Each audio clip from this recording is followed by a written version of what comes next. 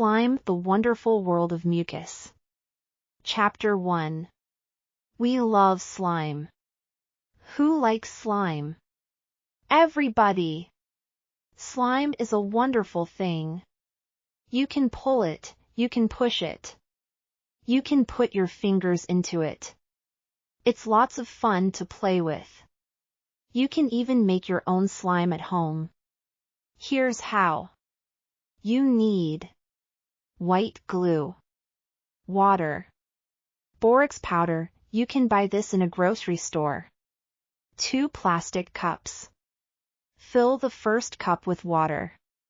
Add some borax powder. Mix. Put some glue in the second cup. Add some water. Mix.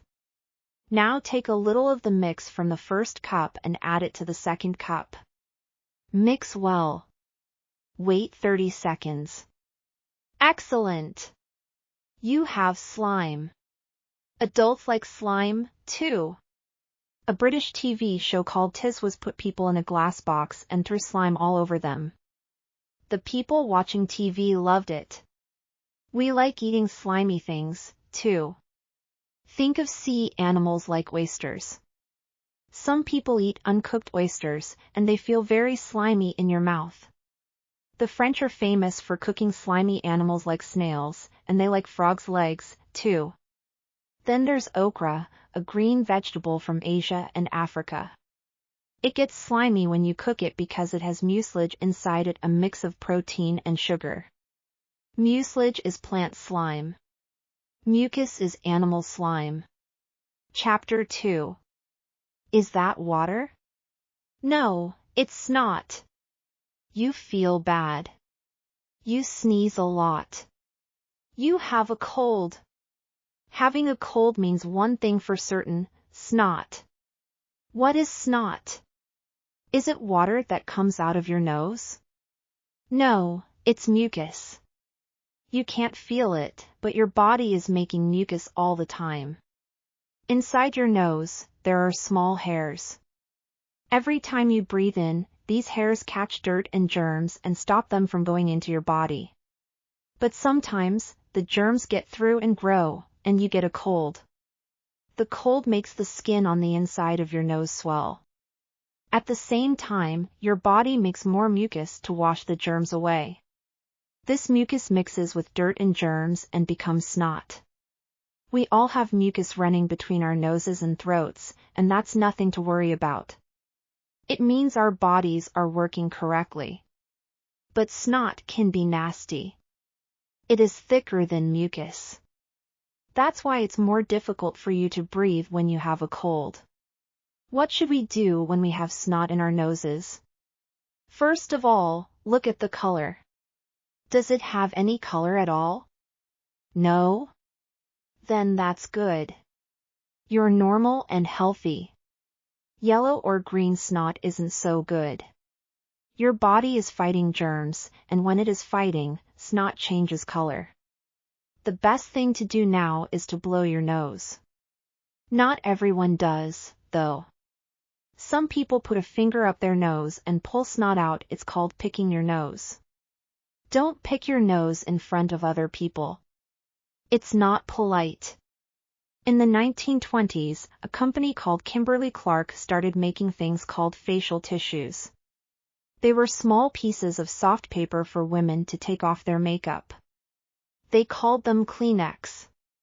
The company showed pictures of movie stars using them, and women began to buy them. In the summer of 1927, a man who worked at the Kleenex company had hay fever. Hay fever is something that makes you sneeze a lot, usually in the spring or fall. You get it from breathing pollen. So what did he do? He used Kleenex facial tissues to blow his nose. Soon, facial tissues weren't just for women and movie stars. Men and children used them, too. Now you can buy tissues in almost every store. Do animals sneeze? Animals don't use tissues, but they do sneeze. Sneezing is something we can't easily stop. It's a reflex action. And animals sneeze for some of the same reasons we do. Sneezing takes away the things that irritate our noses, like dirt and germs. That's why sneezing sometimes feels nice. But animals sneeze into the air, not into a tissue. This means that germs can get out into the air and make other animals sick. Some animals, iguanas, for example, sneeze a lot. Iguanas don't get more colds than other animals. They sneeze to get salt out of their bodies. On the internet, you can see lots of animals sneezing, even an elephant. That's a big sneeze, so watch out. Chapter 3. Take that. Is mucus always good? Not for everyone. So mucus is a good, helpful thing to have. But just make sure it's your mucus.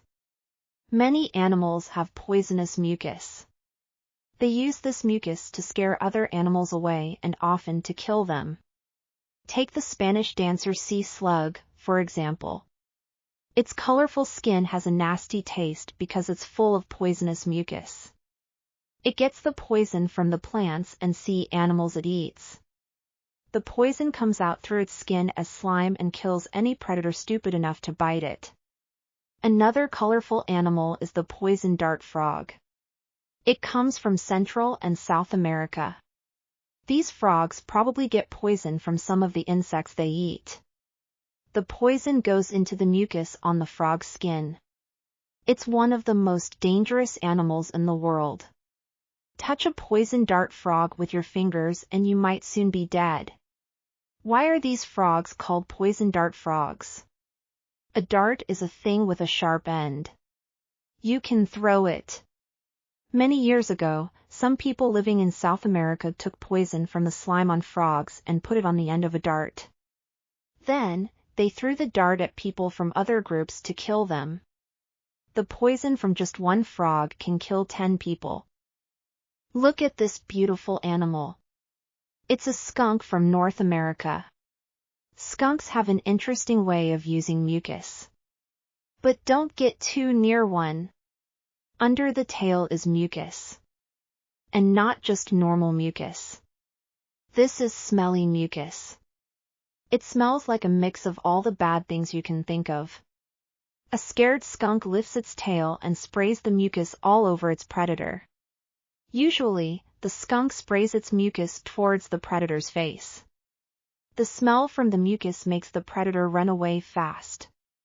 But the smell stays for a long time. You can usually tell when skunks are going to spray. They move their feet, make noises, and lift their tails. But what if you can't get away, and a skunk sprays you?